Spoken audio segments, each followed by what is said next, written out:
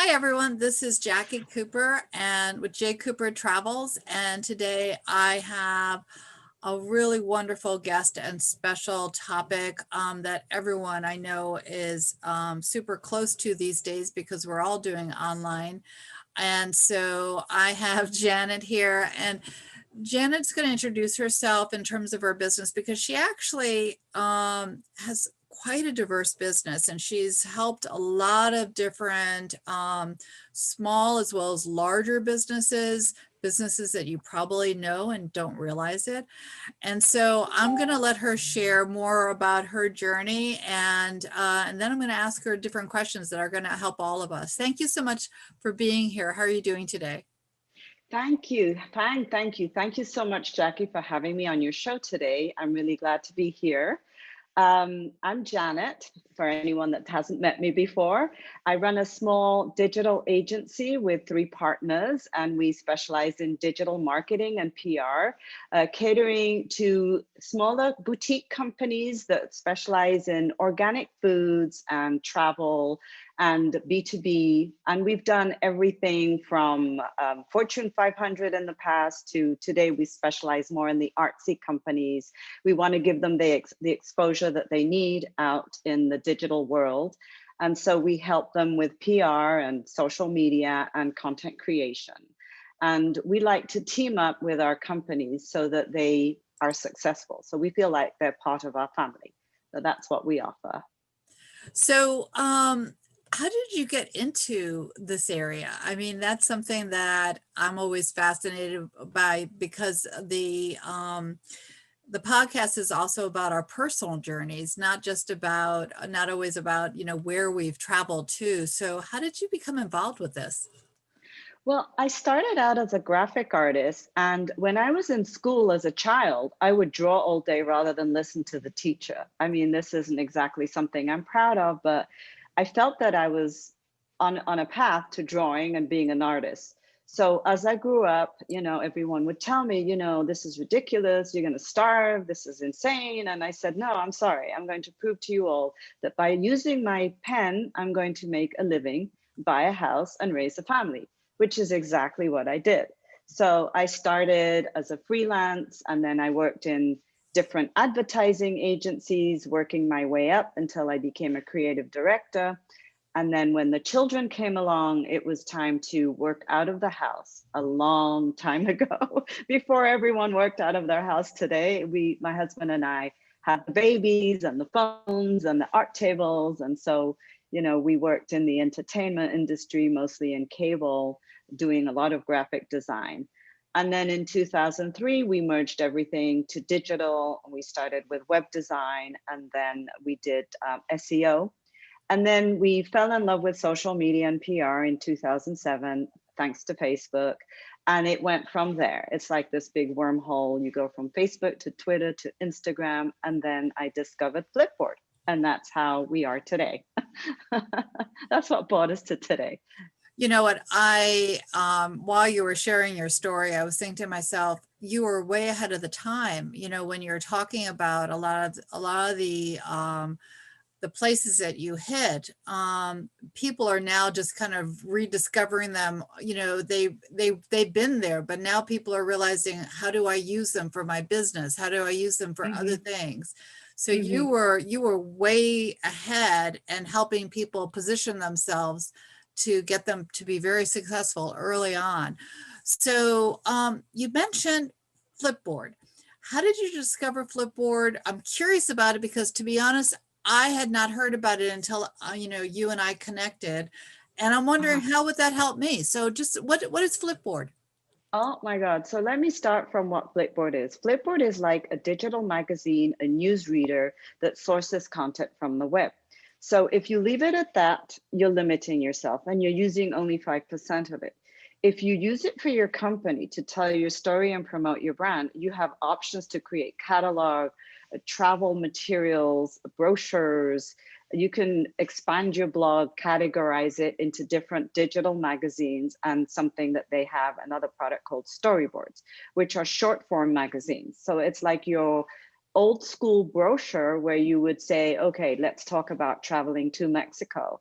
and you'd put together the airline and the hotel, and you'd have that all figured into this storyboard where you would promote it and be able to tell the story and get people interested and excited about a trip or travel.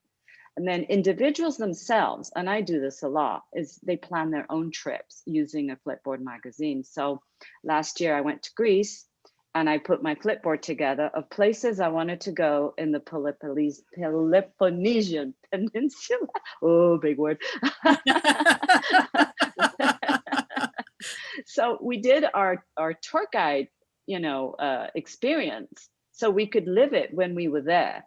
And we knew exactly where we were going. I'd follow my little magazine and tell all the people that were with us, well, we're going here and we're going here and we're going there. So it was really quite the experience. You can also do it for restaurants and hotels and, do your research. So it's pretty amazing. It sounds like fun. How long has Flipboard been around? So Flipboard is a really good secret because it's been around since 2010. Oh, wow. And yeah, it's super gorgeous and super elegant. I don't know if you've had a chance to download it and take a look at some of those magazines. It's a very elegant black look on your iPhone or your smart, your Android. It also looks gorgeous on the iPad. It also looks gorgeous on the web, even though it's 3 different formats. But it's when you create your brochure or your company presentation, it's portable. So say you have a company presentation and you're pitching a tour or something to a client, you can put everything in to this Flipboard storyboard or magazine and send a link to the client. Or you can tweet it or share it on social or share it on LinkedIn. And so it is a very good tool for promotions and sales. So I'm curious, how did you discover it? Well, actually, I was on a tweet chat called Mobile Chat. So I used to hang out, I still do actually, on tweet chats, where it's like, tweet chats are like the great communicators. You can do a lot of business networking, especially today because we're all at home. And the Zoom, but then there's an informal, let me stop in and say a greet and meet type of thing on some of these tweet chats. So Mobile Chat was a group of people that used to get online and tweet and talk about drinking margaritas and the latest AI and tech, okay? So they'd have different guests and they'd unveil different apps. So, they'd have guests like Instagram back in 2010, right? Yeah. And so they had this guest, 2011 or so, called Flipboard.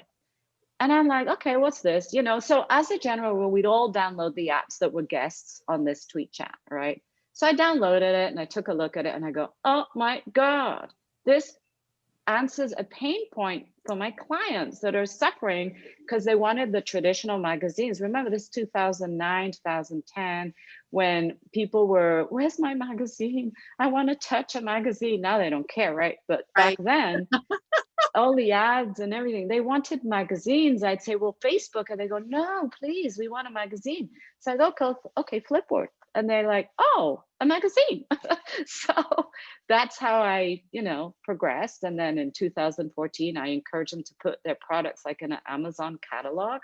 And so you could shop directly on Flipboard, which is, taking me to the cleanest because I sit there and I look at fashion and it's all sends me to Amazon and I'm shopping, But yeah, this is more or less how it happened. That's funny. So now, for Flipboard, I know that you've mentioned travel and you mentioned publishers. So how exactly can Flipboard really help? I'm in the travel space. And so how can it help travel brands or publishers? Okay, so if you have a travel blog, you would separate it into magazines. So say you've got a travel blog that covers, in fact, I know somebody called Cassandra Maloney that is a brilliant travel blogger, and she's got all her magazines of all the places she's been. And each one of those is a story and a recommendation. So one of her famous ones that I've been following, I've been to Mexico, to San Miguel de Allende, but she went recently and she's created her blog with her lovely pictures and things to do. And she put them all in this storyboard and it's all lined up and ready to go. So all you need to do is read it.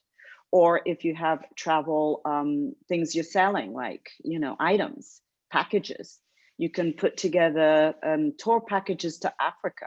And then you can list all your different packages, your Serengeti, your Okavango Delta, your, you know, in South Africa, you know, there's different ones you can list. So there's a lot of things you can do. This Flipboard is designed for travel. For food and travel is their biggest industry, I think. So Yeah. you had mentioned earlier that you have clients in the organic food area. Mhm. How did they use Flipboard to help them? Well, mostly for them, what I recommend is the presentation that they take to, say, the supermarkets or the Whole Foods, or, you know, that kind of presentation where they can show that there's social media involved and that there's investment involved, and that, you know, that they're on the right track for marketing and PR. So that's one aspect. The other aspect is the Amazon catalog. Each and every one of these people have either an eBay, an Etsy, or an Amazon store, or a website store, or Shopify. So all of that can figure in Flipboard. So one of the things I recommend is blog product. So for instance, if it's a food item, write a recipe in the blog, feature it, and then feature the product on Amazon. So by the way, you can make this, and here's where you buy the products on Amazon. So that kind of works, you know, it's very powerful when you Yeah. have a blog and suggested shopping. Yeah, no, know? it definitely would work. So we've talked a little bit about travel. We've talked a little bit about Flipboard.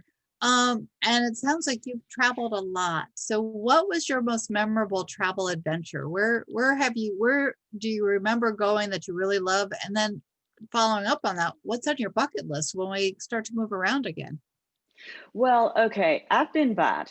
Okay, I was going to talk to you about our trip and safari to Africa, and then there was something else, and I got confused. But last week I was in Mexico because my son had his 3 times postponed wedding in Riviera Maya. Okay, so after a lot of no, we can't, yes, we can, no, we shouldn't, yes, we can, the poor kids have been together for 8 years, and they're like, okay, enough already. We need to be married.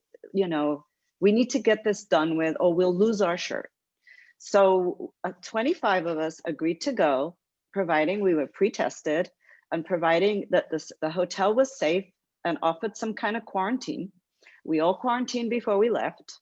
We all took up pre-COVID tests. We all wore the masks and the shields and the whole thing and got on the plane, and we're all shaking. I mean, it's everyone came from somewhere different. That's why the wedding was in Mexico. Yeah. But we're all like, oh my God, the coordination and the wedding planner, and be careful. And, you know, so we went to this place in Mexico called Hotel Belmont Maroma, which is on the beach. And all the wedding setting was on the ocean, well, not on the ocean, but on the beach. And every day we looked at the different sets they created for the rehearsal dinner and the, you know, the meet and greet, and, you know, they had a taco bar, and everything was different lights and different sets on the sand. It was really interesting because we'd be on the beach watching them prepare for the night of. Yeah. And the staff was unbelievably safe. I mean, they go through rigorous pandemic checks, and, you know, like they step in puddles of peroxide and Clorox and Wow. alcohol to disinfect their shoes. And there's 2 portals to the hotel that you have to cross before you're allowed in to certify that you're going to be all right and you're not going to leave, and this and that. And the staff themselves have to shower and change from the top down before they go into the hotel, and they wear Wow. masks and goggles Yeah. Wow. outside. That's Yeah, amazing. no, it's Mexico has had a super spreader event, which we found out when we were there in Tulum, and they were strongly cautioning us about going to Tulum or Chichen Itza or any of the surrounding areas. So this is the first trip I've ever had in my life where I stayed in a hotel and I didn't move. But this hotel has a jungle and has a beach, and so it was, and a few animals. So it was really nice, and the food was delicious. You know, because normally we don't stay put, we go. Yeah. But Yeah. that's what we did. So, but I don't recommend traveling until this is under control, honestly, I have to admit, because it is a touch and go, and you want to be protecting other people as well as your own self. But my bucket list, oh my God. Okay, so I want to go see my family in England and walk around England, you know, maybe Wales and England. I want to go to Singapore. I want to go to Malaysia, where my daughter used to live. We wanted to do the South Pole, which is probably going to be prohibitive. I mean, it's just like it goes on and on. We love traveling. I did live in Singapore for a few months many years ago, and it was a wonderful experience. I was traveling by myself and I felt definitely safe there, but a lot of great memories there. And you talk about London and Wales. After my daughter graduated, we did a backpack trip. We flew into London, trained it all over, went up to Scotland and then back down through Wales and the circle. And that was phenomenal. You know, again, way too much to see in the short time, and we'll have to go back to explore everything. But we hit the highlights, but it was still, for her, it was one of the first time. For me, I've been over there before, but I agree with you. There's so many things that all of us want to do. So I'm not counting that if my children have children, I guess I have to go to New York because my son lives in New York with his new bride. So right. I think that should be the first one. I totally forgot that they're moving house, and I think they're going to get rolling because it's been a while, you know? Definitely, when they're grandkids, for sure. And I really appreciate you sharing your experiences of going down with Mexico with the situation with COVID, because again, we hear different things, but we're not always, not everyone is always able to share. So that was very good. So I know for those that are following the podcast there, and maybe for those that are new, there's an information block. So you'll be able to reach out to Janet to ask her about any consulting that you might need for your business or for someone else that you might know. Any last minute thoughts that you would like to share with those that are listening? Because we've talked about a lot. We've talked about Flipboard. We talked about your social media experience. We've talked about the travels. Anything that you would like to share before we sign off? What I'd like to share is, again, to reiterate, I'd like everyone to stay safe, please. Because I'm always nervous when I talk about travel, and I make it sound so wonderful, but this is a very tenuous time at the moment, and I'm hoping that next year will be better for everyone. And I want to wish everyone a happy Christmas and a happy New Year. And hopefully everyone gets vaccinated soon. For sure. Definitely. Well, I really appreciate your being on. I'd love to hear about your future adventures. Thank you so much. And we'll talk to you soon. And thanks for having me.